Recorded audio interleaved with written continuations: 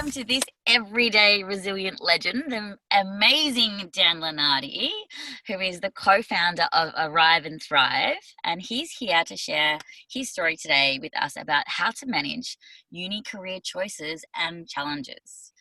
Now, Dan is amazing. He has gone from, getting into a career counsellor position, and he's the co-founder of Arrive and Thrive.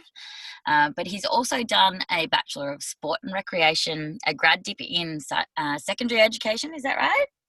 Yeah. And also a grad dip in career education and development as well. So he is all skilled up in that area, which is great.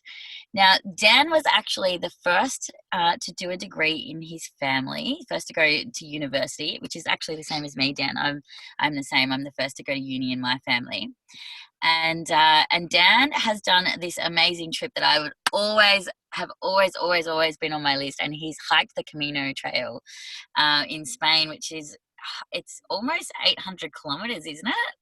Yeah, I think it's 796. Oof, it's a long way, over nearly 40 days, like 38 days around, isn't it? Yeah, it took me 38, but you can do it in about between 33 and 40. Oh, I love that. I've always wanted to do that. Spain's one of my favorite places. But like me, Dan also loves the outdoors and travel and adventure. But Dan, we would love to hear from you today about, your story, about the challenges that you found, going into university and making those career changes and choices. And so we'd love to hear from you. Yeah, awesome. Thanks for having me. That was a good intro. I haven't heard something like that before. I love it. But it's good to be here. Always good to have a chat, and welcome to everyone listening. So my biggest challenge going through university was I had lots of challenges going through university, but it probably all started when I decided to go to university, which was at age 23. So I'd been working professionally, semi-professionally for about 5 years after school. And I never thought I had it in me to go to university. I didn't think I was smart enough. No one I really knew was at university. No one in my family had been to university, and I kind of didn't do that good at school. And I just thought, I can't do university. That's not for me. And then I kind of got to a stage in life when I was about 22, 23, where I thought, is this it? Is this what I'm going to do forever? I was working in like promotional marketing and sales type roles. Yeah. And then I just spoke to a couple of wise friends who had kind of gone through the degree of teaching, and I'd always thought, if I could ever be something, could it be like maybe a PE teacher or an outdoor teacher? And they just gave me this encouragement, like, you can do it, you should just apply. Long story short, though, I decided to apply for uni, and I got into VU. And then, I didn't realise at the time what I was getting into, but it was a 5-year journey of studying. When I think back now, that's about 10 years ago now that I started that course. When I think back to all the challenges that come with it, it really did shape a lot of the person I am now. And in the end led me down the career path of wanting to be a career coach or a career counsellor in the university sector, or helping, teenage students work out what they want to do in life. So, and I met lots of good friends there, but it did also come with lots of challenges that we can talk about. Yeah, I'd love to hear more about that. And it's so interesting that what was the sort of deciding factor as coming in as a mature age student? Because that's big. Yeah, I was 23 and a half, I think, when I started. I think I just kind of made it. Like, I still understood like what the 19, 20-year-olds were like. But there was actually a few people in the course that were a bit older than me, and there was a few people around my age and just a little bit younger. So that kind of made it a bit better. I'll never forget, though, like you can ask me more pointed questions, but I'll tell you my funniest story about getting through university. Me and my good mate who I got through uni with, Jordan, we always talk about this story. We used to be so broke because I had to work full pretty much 30 hours a week when I was studying because I had a mortgage. So I had to pay that. And I was living at home, fortunately. Otherwise, I never would have gotten through uni. So cheers to my parents for letting me stay at home with them for 5 years. But I remember like filling up petrol on like a Tuesday night, and I'd get paid on the Wednesday. And like me and my mate would be talking about like we'd put $2 in our tank because that's the only money we had left on a Tuesday night. just to get to uni on the Wednesday, and then we'd get to uni and we'd be broke at lunch and we couldn't eat until we got paid at like 1 o'clock. And it's just like, that's just one story that always sticks with me, of like the financial struggle to get through university while also working. And because I did outdoor education, so there was lots of camps involved, which meant you couldn't work, one, and two, you had to buy a lot of gear and food and equipment. And you're away from work as well, you know. And you're away from work and stuff as well. So the financial thing was a huge burden and a really big challenge as well. But when I think back now, like, it really helped me grow as a person, and it's kind of character building in a way. Yeah, absolutely. Absolutely. And so when you were, you know, making those sort of career choices, because you studied a Bachelor of Sport and Recreation, but you're now a career counsellor and a business owner as well. How did you make that leap from one sort of, you know, path to the next? Good mentors and good teachers. So a lecturer at Victoria University, Angela Dressler, I did one of her classes it was about halfway through my degree. So I'd always thought, yeah, I want to be in teaching or education, but I always thought I could go overseas and teach English. I always had a different idea of something I could do that wasn't just in a classroom. And then I had the class with her. It was a whole unit, and it was all about careers. And I just loved it. And then I remember at the end of the 12 weeks, I was like, this has been my favourite class by far, apart from probably some of the fun outdoor ed stuff we got to do back in the day. But then I just remember thinking, how do I do this? So I just kind of asked her the question. And I guess that's a good tip for people going through their studies or their career choices or on their journeys. It's being curious and not being afraid to ask. So I just asked her, like, hey, like, how can I do this? And then she just told me, like, well, why don't you go speak to a career counsellor at the uni and just say, hey, I don't really need career counselling. I just want to do what you do. So then that's literally what I did. I went and saw a career counsellor and I said, hey, like, I think I actually want to do what you do. And then she just told me how I could possibly do it. And I had to do further study, a postgraduate. And then it was funny because from that encounter, 4 months later, I got an email when I got back from my 14-day expedition in Perth, actually, for outdoor. I got an email from the careers department at uni saying, hey, you've been referred to us as a student that might be interested as a student as staff role as a peer career advisor. Would you like to interview? And then that was kind of then what led me down that path of going into the careers area. But I guess it all started from asking the question, like, I love it. I love it, Dan. That's so great. And so let's take a little bit of a back step. So before you actually, you know, got into university, what was the processes that you went through from being, you know, a mature age student and having a career path, or, you know, like you said before, you know, as sort of a semi sort of qualified career, and, you know, and being sort of comfortable where you were and having enough money to pay your mortgage and all that sort of stuff, to making that huge leap and decision to step into university. How did that play out? Well, it kind of played out for me in a way where I think because I started working straight out of school pretty much, I'd been working for like 4 or 5 years. So I'd kind of tasted a few different things. I did property management for 1 year. I did business development for 1 year, sales for 1 year, and promotional, like, logistics work for a year, all with the one company, because I sort of got promoted a few times in a couple of years. So I kind of tasted a few different things that I thought I might like out of school that didn't require going to uni, because at this stage, uni wasn't an option for me in my limiting beliefs. And then I guess it was a couple of conversations with friends who had just finished their teaching degrees, because my friends were like 23 by that stage. They just finished their 4-year degree. And some of them were like, Dan, there's no exams. You could do it. And it was, I guess, that sparked a thought in me of what, and I started to think, what do I want to do forever? Which, I mean, now I know life's not like that anyway, but it was that thought of, well, like, you're only 23. If you go to uni and you graduate at 27 or 28, you're only 28. You're still going to be working for another 35 years after that. So I think our careers are quite long. Yeah. You know, we think they're not long. We think, like, I can't go to uni for 4 years. I can't do a PhD for 4 years. It's like, well, you got this career for about 45, 50 years. What's the issue? So I guess I just started to think like, time.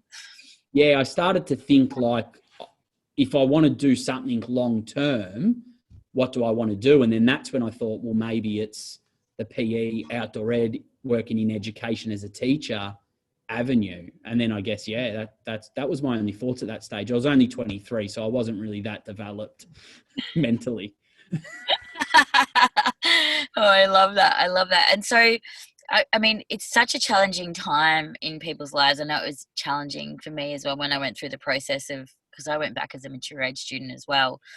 And, you know, and going from having a full wage, you know, at the financial burdens, like you spoke about it, is a real thing. I remember literally living off baked beans and if I worked in outdoor ed, the leftover food that was left off programs. And you know, the financial burden it's the real deal. But you know, you go from sort of a career or a job of being, you know, well paid, to going still working 30 hours a week to try and save enough money to live, and then, you know, and then studying as well. And there's so many challenges around that.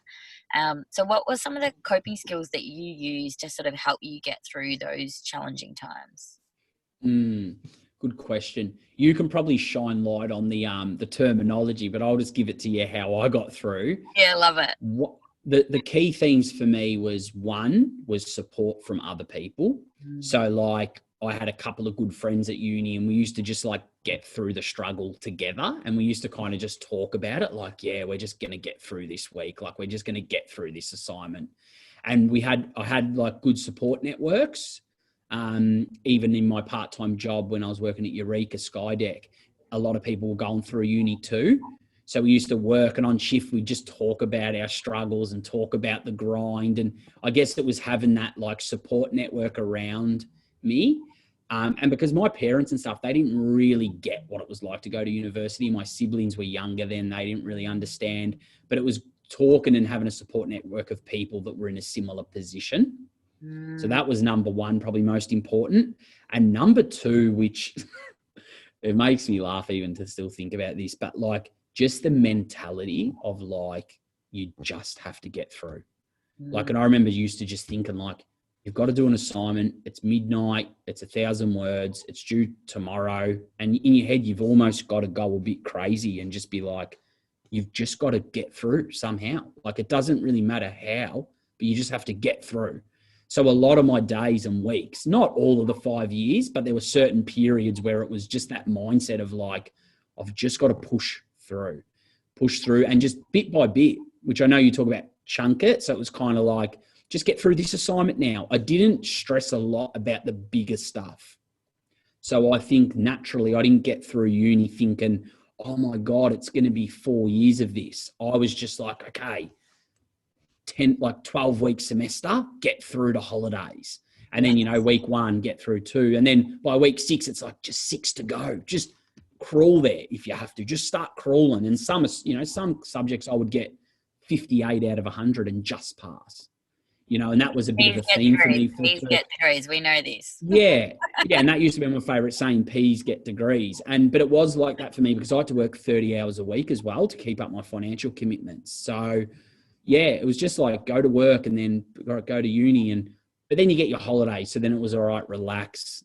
All right, what's the next semester look like? And then it was just, yeah, I know you talk about chunking it. And I think it really was that, just chunking it and getting through what's in front of you. Worry about next week, worry about semester 2 after the holidays. So that was probably 2 things. It's because it can become so overwhelming when we look at this whole like, I've got 4 years of this, or I've got 2 semesters of this, or whatever. And it's, yeah, like you said, and I'll talk about that at the end of this chat of, you know, those little coping strategies. But chunk it is one of my favorite ones that I totally agree with. And so I've got one more too, actually. Oh yes, one more would be. Oh, I've just had a mind blank actually. That's okay. I'll come back to it. We'll come back to it. But I suppose, you know, knowing what you know now and experiencing this almost 10 years ago, really, when you first started, of going through the process of making the big change of becoming a mature age student, then stepping into, you know, doing it, and then changing and shifting into a careers development process, and then starting your own business of Arrive and Thrive, which is incredible. And it's such a great supportive business for young people and people in careers. Like, that's a huge accomplishment in itself when you look back. And so in hindsight, if you've got sort of somebody who's going through that same kind of challenge of trying to figure out whether they should go to uni or not, or what course to choose, like what advice would you give them? Jesus, tough question, isn't it? Probably that, again, it's like small steps. So like when I started university, if you had told me, oh, you'll be a career counsellor at a uni, I would have, like, I didn't even know what that was. So it's like, but it was like the small step of just putting yourself on your journey. So going to uni started that journey for me. And then, you know, after, say, doing uni for 2 years, 3 years, when I discovered careers, you know, if you had said, oh, you will start your own business in careers in 5 years, I would have been like, what do you mean? I don't understand.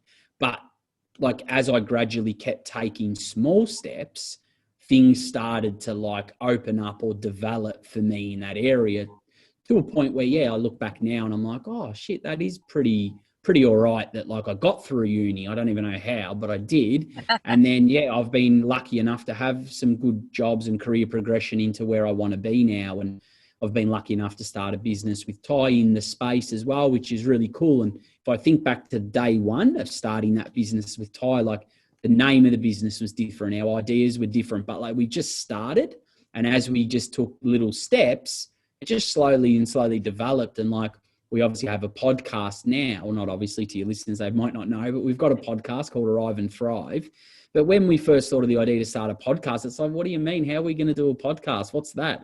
And I still think about when we did our first episode, and but it was just taking the one step to do one episode. And then now we've done like 30 episodes and it just feels second nature, but it always starts, I think, with small steps. So for young students or students that are, you know, thinking of going into uni, it's keep one eye on your career and your plans and your ambitions, but it's also just about getting on your journey and taking those, you know, little leaps and steps as you go. And then things just open up crazily, don't they? Yeah, they start to unfold. Absolutely. It's like one of those things that we can get so caught up on the end result and the big picture that we struggle to make, you know, that first little step. And it's difficult, like psychological. Psychologists call this the paradox of choice. Like, it's a psychological thing. It's real. The pain is real. When we have too much choice, sometimes, of like, oh my God, what do I do? We end up getting so overwhelmed that we don't make any decisions or any choices. And so, like you said, just taking that little step, as we start to take those little steps, those little baby steps along the way, everything else starts to unfold and open up in a beautiful way. And you may even get led on a path that you didn't think that you were going to go on, you know? Exactly right. Yeah. And I think in career development, like we call that life design or career design now, which is like a bit of a newer theory versus like the old age question of what do you want to do for the rest of your life? That's really void now. And it sort of plays into exactly what you said. But I also remembered the third point that I was going to say about uni. So it was kind of about like knowing your limits, and it ties in for me to a bit of balance, which I didn't know at the time. But when I look back now, it's, you know, at one stage I was doing, you know, 30 hours of work, 4 units a semester. And I was also doing like camps and stuff. And I just got to a point where I knew my plate was too full and I was getting a bit of anxiety, like a bit of medium to low level anxiety. And I guess it was one of the best things I did was, for the last year and a half of my degree, I cut back to 3 subjects a semester and I went for an extra year. And I guess at the time, like, I made the decision out of a need because I had anxiety and I couldn't really get through. So I just had to like take something away. But I guess some people might feel the pressure of time. Like, I've got to finish it by 27. So I ended up finishing my degree at 28 instead of 27. It pushed me back a year working. But at the end of the day, it's your mental health. So I think making that decision then, it was holistically a better decision for me. So I'd advise people as well to, you don't have to smash it out in 4 years. You don't have to smash it out even in 5. There's nothing wrong with doing a degree in 6 years and doing it part-time. I think that's beautiful. And it also, when we do that, it opens up a space to grow and expand over time. I know that, for me, when I did my PhD, I did my PhD over 6 years. I was similar to you. I ended up studying part-time because I was working full-time. I was in a director role and lecturing, and I had a lot of stuff going on. And then I was also studying. And so it's a lot of pressure. I ended up having to resign from my job because it was too much to do all of it. But it's one of those things that we sometimes have these expectations, like, oh, I've got to get it done in this time frame, and we're not successful, or we're failing if we don't. But actually, in actual fact, it expands our growth by giving ourselves time and space to step into those roles and meet our needs in all other areas. So I love that, Dan. Thank you for sharing that. That's amazing. And I think the time constraint comes externally from people, because people compare themselves to others. And that's probably what I was doing as well. We all do it, where you think, well, all my friends are going to finish it this year. And I was already like 4 years behind my school friends. They were already teaching. But it's still, I guess, just, sometimes you need to check in with yourself and say, well, do I really need to finish it in 2008, or can it be 2009? There's no big deal. Yeah, totally. And there's those other sort of expectation externally that we kind of get put on us about age, is like, oh, I should have finished by 27 or 28 or however old you are. I shouldn't still be a student, when I'm 32, or, however old you might be. And so it's actually checking in and going, actually, I'm growing and learning and contributing in these other ways. So I love that. That's great. So Dan, tell me and tell our listeners, how can they get in touch with you? Best way to get in touch with me would probably be LinkedIn. So Daniel Lunardi, Lunardi. So hit me up on there. Always love having a chat with like-minded people. Or Instagram for Arrive and Thrive, which is arrive_thrive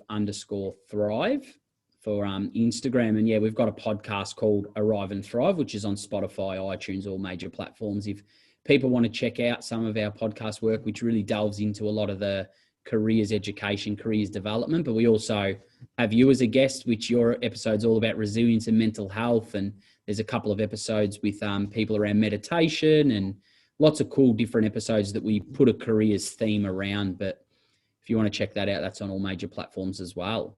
Awesome. Thank you so much, Dan, and thank you for sharing your story with us today. I hope I know it's been beneficial for me, so I hope it's been beneficial for everybody else. So thank you. And I'm looking forward to everybody connecting in with you with Arrive and Thrive. So we'll see you soon. Thanks for having me. It's been therapeutic for myself as well. So I hope the listeners enjoyed it as well. Thanks, Dan.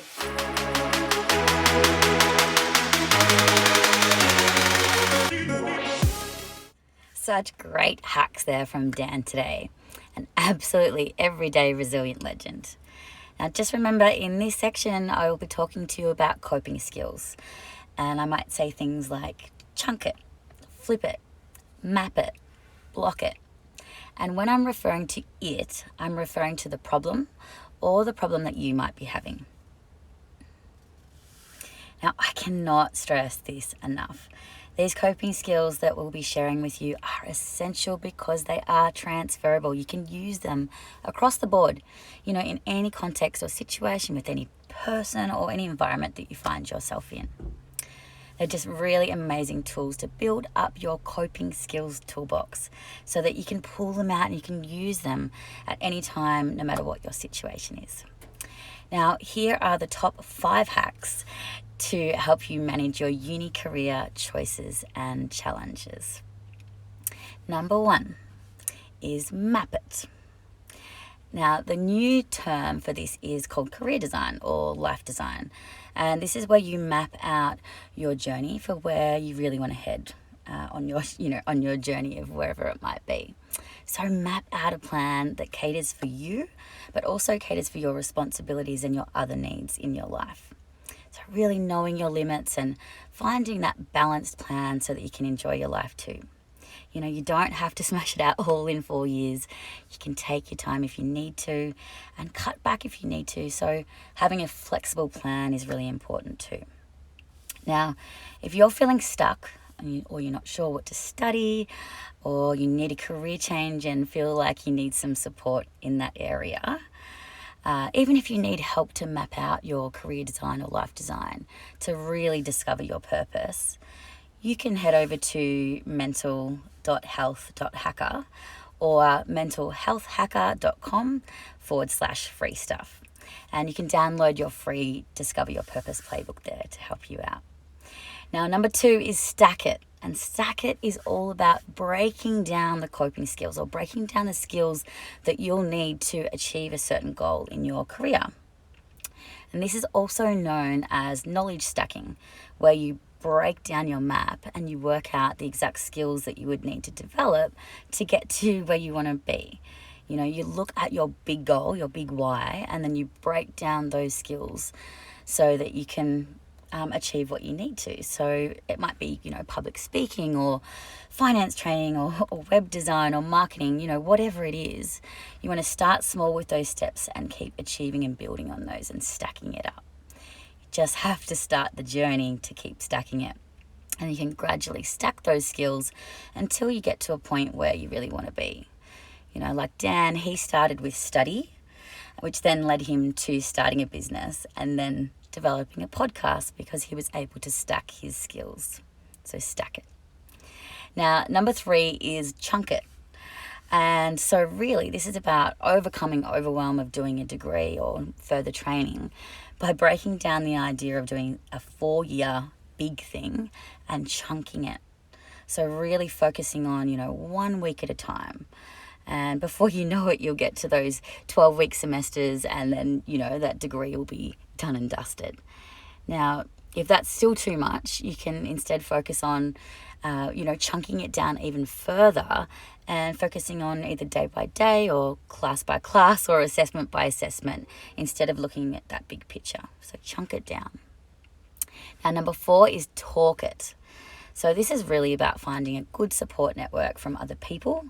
Other people in your life currently might not get it. So finding people that are in the same position as you really helps. Get a good crew together that you can study with and share experiences with and share those struggles. Just, knowing that you're not alone through these hardships can really help. So, if you don't have that support network as well, you can also find a good mentor or a teacher. And if you don't have that in your life currently, there's no need to stress. You can reach out for other support. Like I do, I offer support and mentoring options for undergrad and postgrad students. So reach out if you do need some support. Now, last but not least, our 5th hack is reframe it. Now, reframe your perspective. Reframe it into a positive one. Adopt that growth mindset and focus on your why. Focus on that career map we had from hack 1, so mapping it out. And, understanding that if you want to achieve something long term, you really do need to invest in yourself.